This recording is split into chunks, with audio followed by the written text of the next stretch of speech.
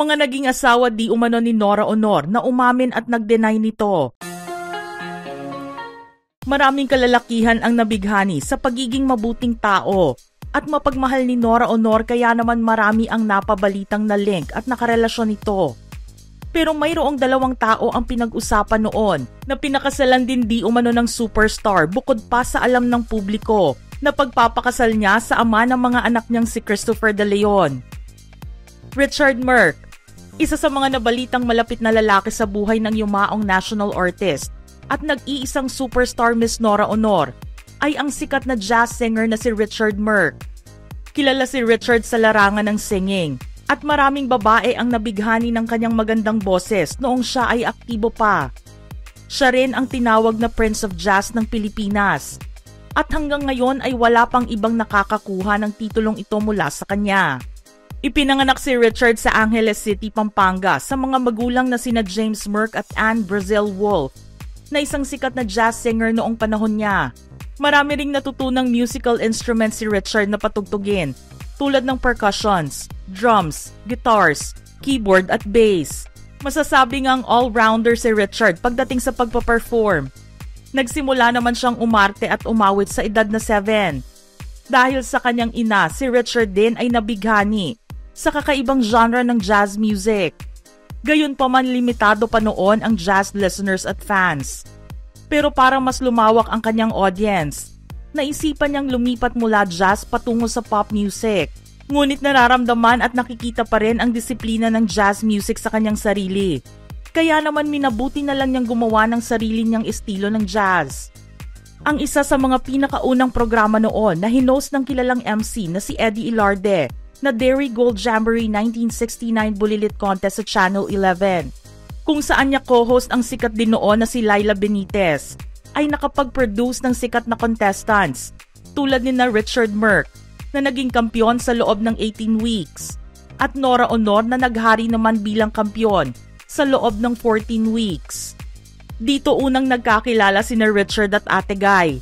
Puppy love pa nga ang paglalarawan ni Richard sa pagmamahal niya noon kay Nora kasi mga bata pa lang sila. Pero dumating sila sa puntong pinasok ang pagpapakasal noong 80s. Sa pagkikwento ni Richard, sinabi niyang totoo ang lahat ng impormasyong lumabas noon na nagpakasal sila ni Ate Guy sa Las Vegas. Sinabi niyang nagpakasal sila noong July 7, 1988. Inamin niya na minahal niya si Ate Guy noong nasa isang relasyon sila. Malaki rin nga ang naitulong niya sa singing career ng superstar dahil minsan siyang tumayong vocal coach nito. Nagkaroon sila ng relasyon ni Ate Guy na tumagal ng mahigit 3 taon matapos niyang maling kay Maricel Soriano. Pero pag-amin ni Richard na siya talaga ang naging problema noon, kaya pinili rin niyang lumayo sa superstar. Nalulong sa masamang bisyo si Richard at naging masamang impluwensya noon. Nagsisisi naman siya ngayon dahil sa pagkakasala niya kay Ate Guy, na iniwan na lang ito basta at umalis nang hindi nagpapaalam. Kwento pa niya, mahaba ang pinagsamahan namin.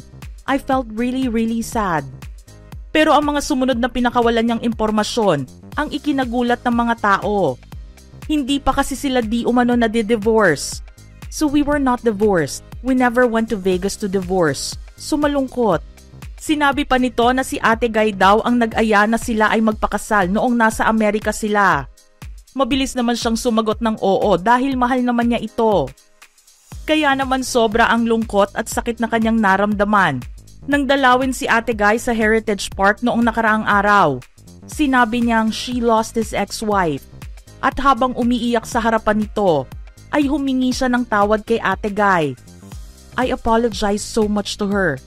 Talagang forgive me if I've hurt you in the past kasi I left her without saying goodbye.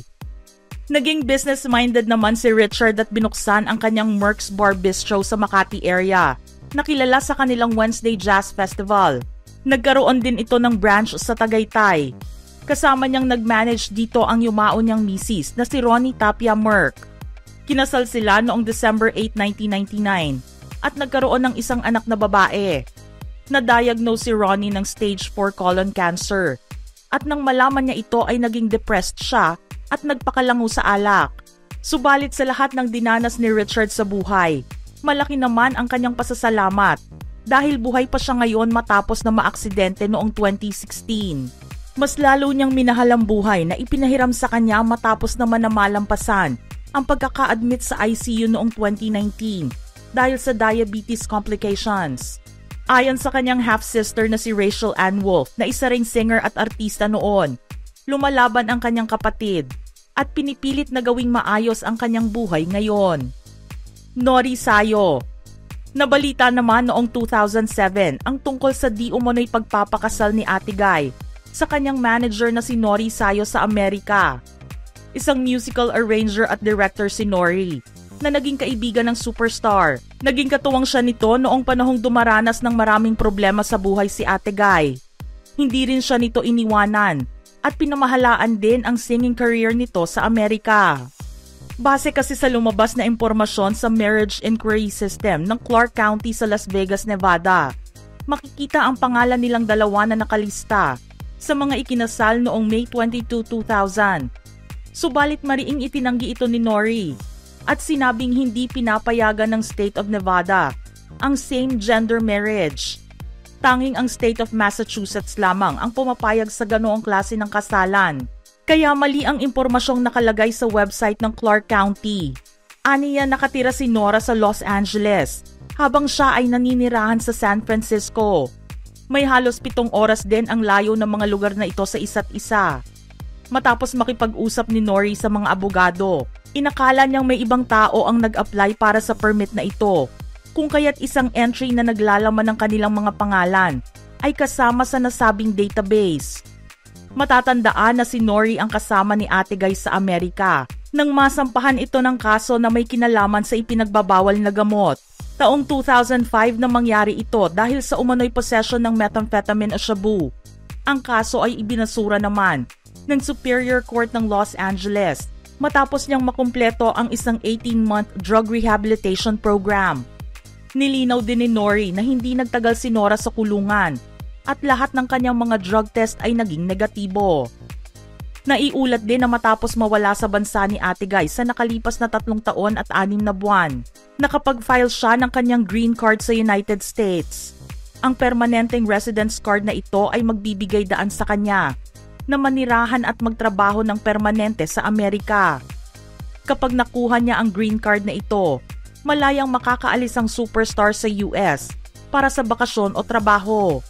Ipinaliwanag ni Nori na hinintay nila ang pag-aproba ng Immigration and Naturalization Service o INS bago tuluyang makabalik si Ate Guy sa Pilipinas, kung saan sabik na siyang makita ng mga fans. Inihayag ni Nori na December 2007 nang mag-file si Nora ng kanyang green card application. Ang mga usapin na lumabas tungkol sa di umano'y relasyon nila ang nagbigay ng mabigat na pakiramdam sa anak ni Ate Guy na si Lotlot.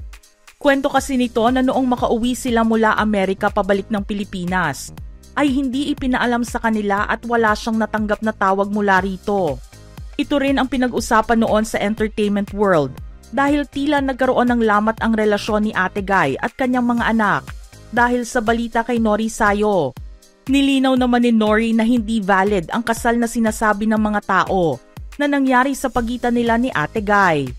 Mga ka-showbiz peeps, anong masasabi nyo sa kwento natin ngayon? Just type in your thoughts in the comment section below.